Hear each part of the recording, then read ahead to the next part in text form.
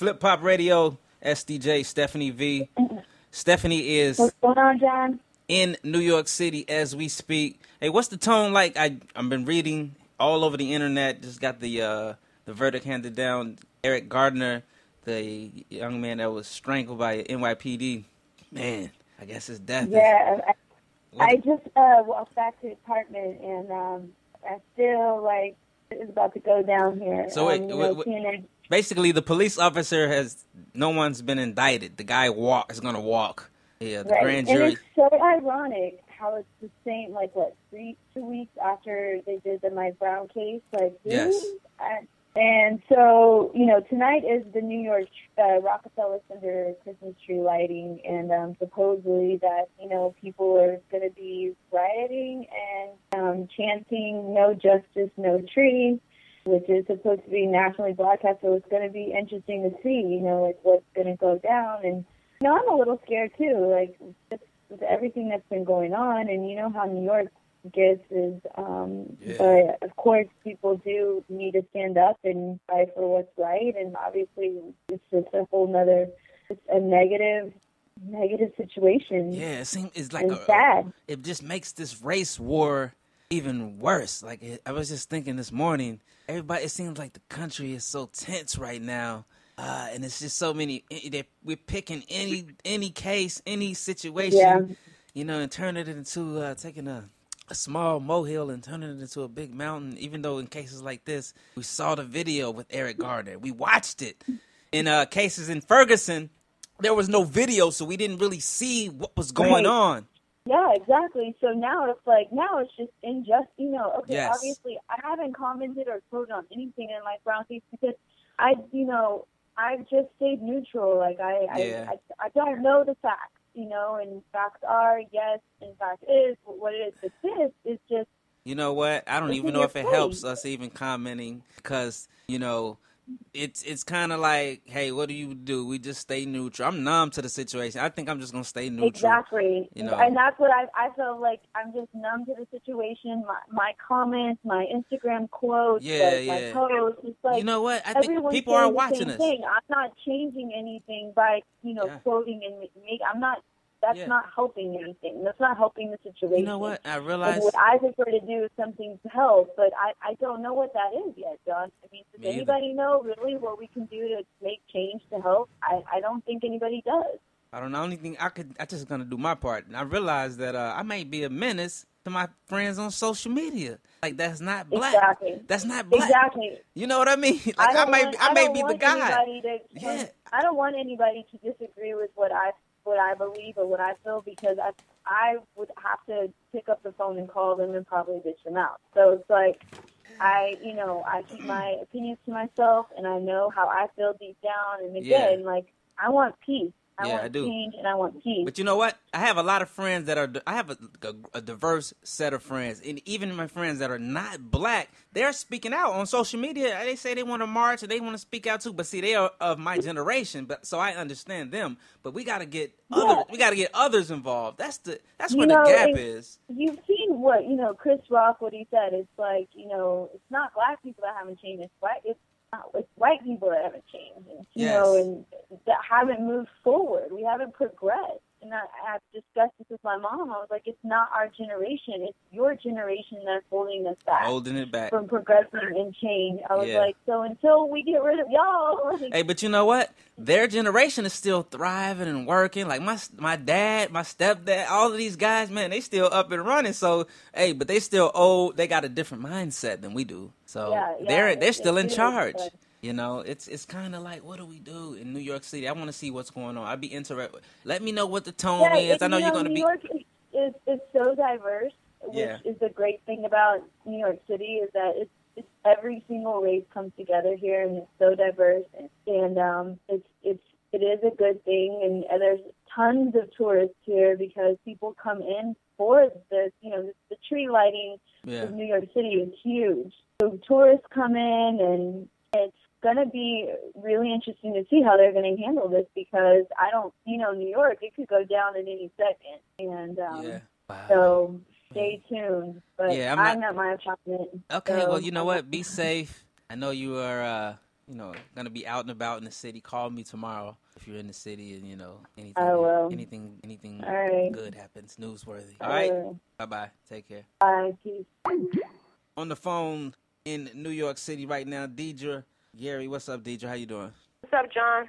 Hey man, as usual, I actually been out of the loop all day, and I logged online and I started getting a couple phone calls about Eric Garner, the guy that was choked out by NYPD. The NYPD's gonna walk, no indictment from the grand jury. Everybody's kind of sad. What's the tone like in New York City right now? What's going on? I think people are just really, just through. It's like no words. People are just like. I don't think it's a matter of being more surprised more than just annoyed. You know what I mean? It's like people can say, well, I'm not surprised. And it's like, well, you may not be surprised, but it's still annoying. Wow. And it's still, none of it makes sense.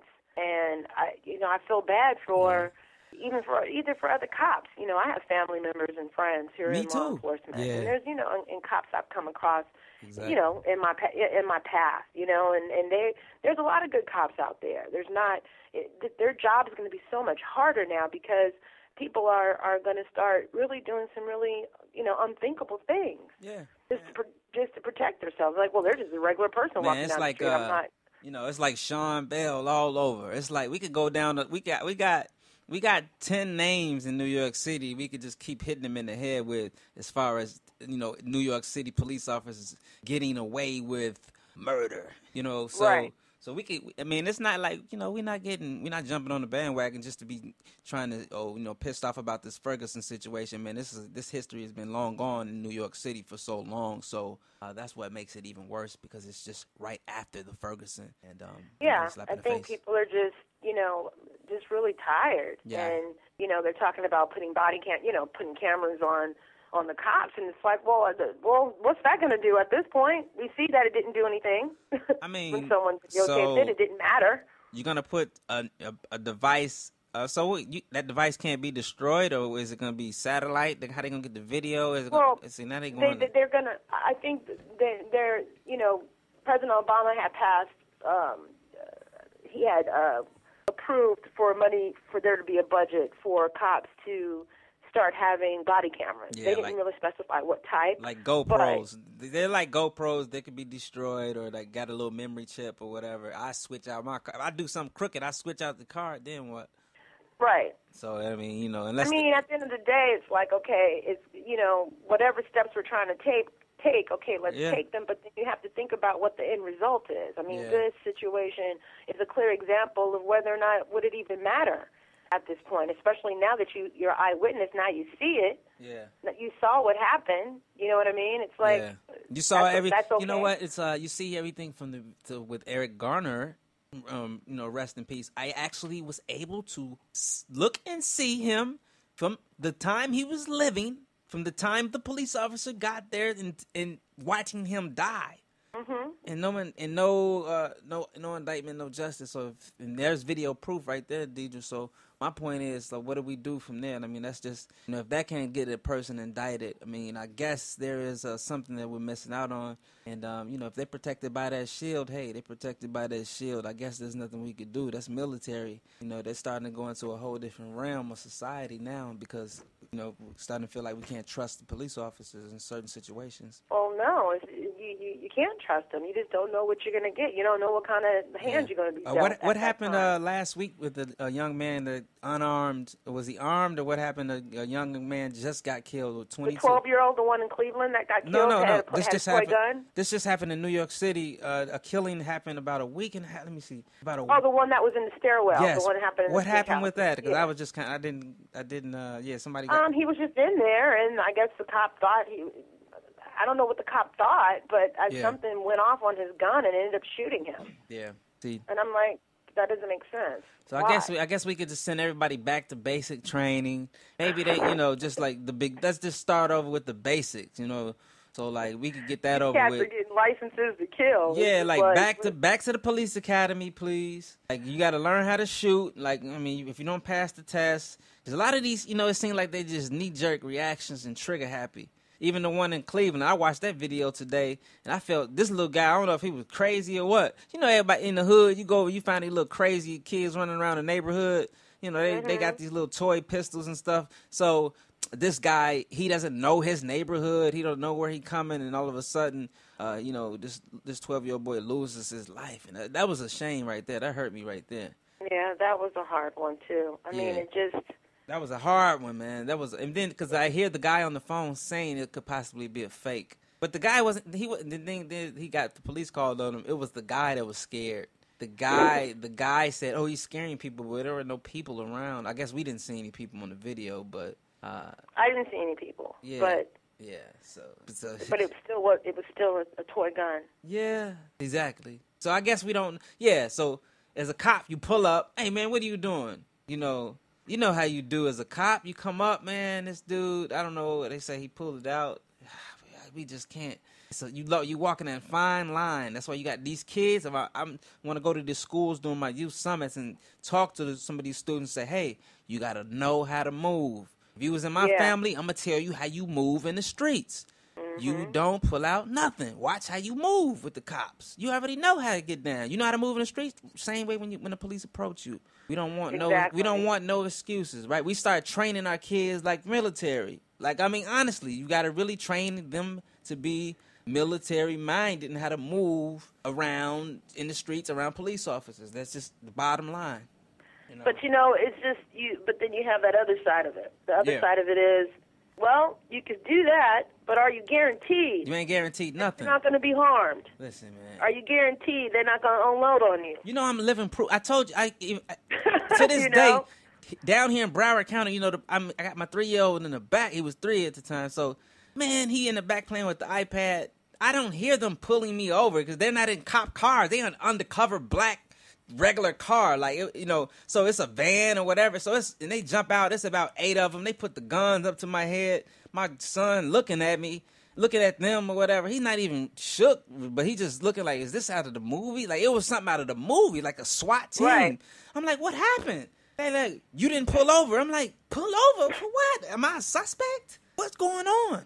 I noticed I started to get really frustrated and loud. Naturally, I don't know why, but then I calmed myself down, but I felt slighted. I felt like a slave. I felt like I started to get tough, and I'm a little guy, you know me, but I started to get pissed off. I can see them dragging me out of the car and kicking my ass. Right. But I was so upset. So I'm trying to, it's hard when you in the situation on how they treat you. But once they knew me, once I started telling them what I do and who I was, and they started realizing, oops, then they jumped back in their cars, and then they started talking about tinted windows and everything. All right, write me the tickets, because I wanted documents. They didn't give me nothing on paper. They wanted no traces of them ever even coming in contact with me. And they burnt up out of there in like 3 or 4 different vans or whatever. It was just, you know, drugs. I don't know what kind of squad it was. And my car, they was, you know, that's a regular all-American car. Ain't nothing, you know, ain't frozen on no fancy whips. Like, you know, I'm with a kid. And so that happens to me. If it can happen, and I got a college degree. I didn't just get done robbing anybody in the convenience store and slapping anybody around. Right. Like, I'm just minding your business. Yeah, I'm coming from the crib. Fresh from dropping my son off at first grade. One of them, you know. I'm almost about to lose my life, and then because I'm almost about to pop off for nothing, because my pride got in the way, all because they racially profiled me. And I know they racially profiled me. Yeah, they did. And that's what they normally do. And so, you know, hey, at this point, I guess there's nothing we could do but, you know, hope and pray that things get better. And, you know, it's unfortunate we lose lives, and we got to make examples that some people got to lose. These lives are being lost, and we're learning from it. And it's just sad that it has to happen that way. And we're watching it on video, and still nothing is being done. Nothing's being done. Anyway, I like seeing people like yourself who have, you know, just your opinions, and I watch you on your social media, on the Facebook and stuff. And I know it gets frustrating out there because you're living in New York City. So I wanted to get your take and make sure that everything's all good with you. Yeah, all is good with me. I'm just trying to, you know, navigate carefully, and just try to, you know, community-wise, you know, it's like, it has to start. It has to start from the top. And I know everyone's pretty mad because they think that Obama needed to, really say something, and he can't, because if he does, it's going to turn into something else. You know what I mean? It's going to turn. He's a racist for saying that. This is that and the other. But I mean, all this uproar and all this craziness has been going on for a minute. Ever since he's been in the office, this stuff has been just happening, like back to back, just happening over and over and over again. Yeah, man. And it's all race related. It set us back, right? Almost, kind of. Yeah. We hate to totally say it. Hey, well, here's another thing. I don't know if you saw this, and I really, really wanted to get your take on. I don't know if you heard about Charles Barkley's comments. He said that we have a lot of. Did you hear that? We have a lot of crooks. Black people got a lot of crooks. So he understands the verdict. He agrees with the verdict in Ferguson. And what are your thoughts on his comments? I don't know if I can play them. I forgot about him years ago. Let me see. I don't know if I could play it. Let me see. Charles Barkley. Did you hear what he said? I forgot about him years ago. I'm saying, did you? Okay, this is gonna make you pissed off. Did you hear what he said today? I didn't hear. No, I didn't. All right, I gotta play it. I'm googling this for you. Let me see. Can you open up letters to Charles Barkley about Ferguson? Oh wow. So Kenny Smith even got into. So get this. So Charles Barkley made all these negative comments about black people, saying that he understands why the cops come after black people a lot more because we got a lot of crooks. And so he also said that he agrees with the verdict in Ferguson. And so Kenny Smith apparently wrote him a open letter, and it's on USA Today. So I don't know, when you can get a chance, you can hate him even more. Check it out. I definitely got to see that. Yeah, and I guess it's on. Sure, he went in. Yeah, he called the rioters scumbags, and he just, how he went out. So my thing is with Charles, man, I like watching him as an analyst. I love watching him analyze basketball. But it seems like Charles Barkley gets a lot of media attention. So whatever Charles says, the mainstream media takes it and they run with it. He's kind of like the spokesman for black people. They look at Charles Barkley. See, that's the thing. That's the impression I got. And I'm just like, he doesn't speak for me. He definitely don't speak to me. He don't even have a damn degree. Did he go to college? He just went. I know he played football. Basketball, but I don't know if he even graduated. He can't even be a teacher. So how the hell he gonna be a spokesman for black people? Or for me, he ain't a black. He don't represent me. No, he don't. He doesn't represent us. He don't represent us. Definitely don't represent us. So, every nationality has. We're all human beings. So there's I listen to Al Sharpton. I listen to Al Sharpton before I listen to Charles Barkley's crazy ass about politics. Anyway, that's just he's the last person I will listen to about that. But it's just there's criminals all over the world. You know what I mean? No one's saying that criminals shouldn't be arrested. Be arrested, apprehend them to the fullest degree. But if someone is trying to hurt you, that's one thing. These, when these people aren't trying to hurt you and they're unarmed, the outcome is what's unacceptable. How are you an armed officer? How are you afraid of someone else who's unarmed when you have the power in the gun? Man, unbelievable. We could. I guess we could go. You know what it is? Maybe we're not. I guess you got to be over that certain $1 million threshold to don't care about society anymore when you start spewing out comments. Some of us have a tendency to believe that we are now we're accepted, now we're okay, we just arrived. Yeah, that's what it is. Like he's accepted. That it's they're not like the rest of us. Yeah, whoever we may be, I guess. Whatever they may want to call us. They could back $1 billion up. That ain't gonna never change my mind and who I am, and you know what I mean, the type of person who I think. Right. It's like, come on, people kill me. It's just sad. I don't know what to think. It's really scary. It's a scary feeling.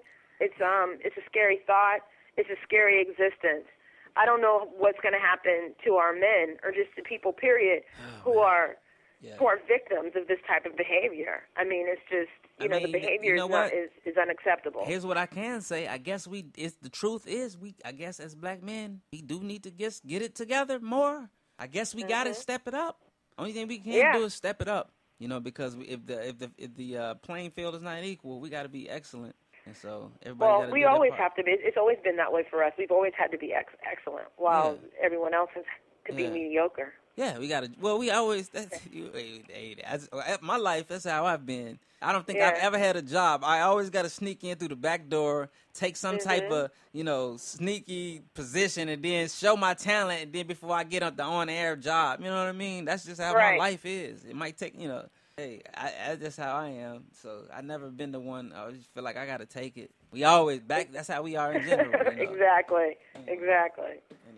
Anyway, good night. Good night. I'll let you, suck on that, man. If you hear anything else, don't go down there and riot, peaceful protest. I'm going to go take a yoga class. Oh, yeah, see? To release my tension. You know what?